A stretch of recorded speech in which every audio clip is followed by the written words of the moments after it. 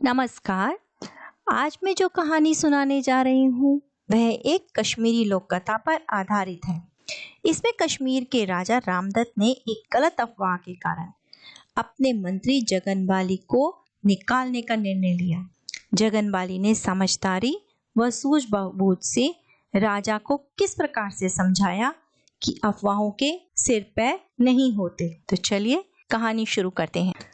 जगनबाली राजा रामदत्त के योग्य और बुद्धिमान प्रधानमंत्री थे। राजा उनकी सलाह के बिना कोई कार्य नहीं करते थे। अन्य मंत्री किसी न किसी तरह जगनबाली को प्रधानमंत्री के पद से हटाना चाहते थे।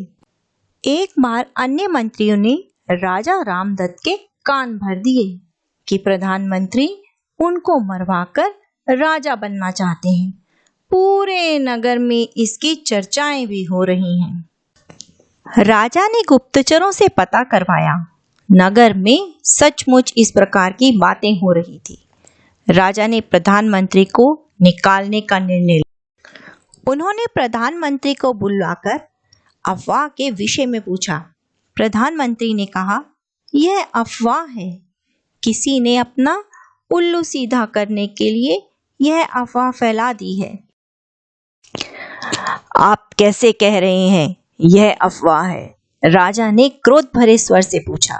महाराज, अफवाहों का सर पैर नहीं होता।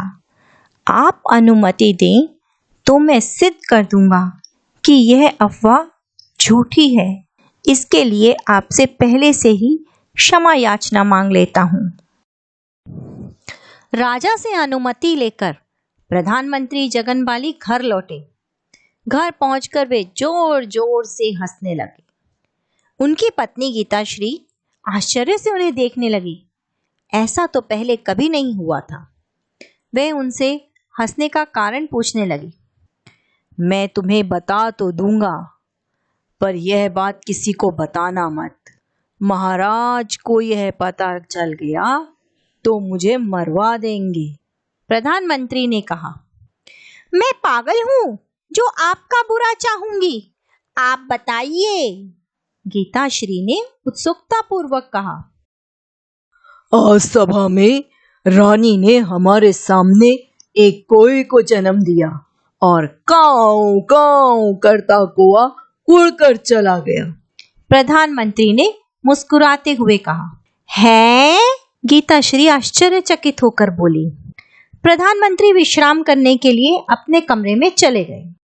गीताश्री यह समाचार अपनी सखी सरिता को बताने के लिए उसके घर पहुंची। सरिता समाचार सुनकर दंग रह गई। उसने अपनी सखी करुणा को बताया। करुणा ने महिमा को बताया। महिमा ने मानवी को बताया। इस प्रकार यह अफवाह पूरे नगर में आग की तरह फैल गई। इसके साथ हुआ यह कि एक कोए के जन्म की अफवाह फैलते फैलते 100 कोओं के जन्म लेने की अफवाह बन गई।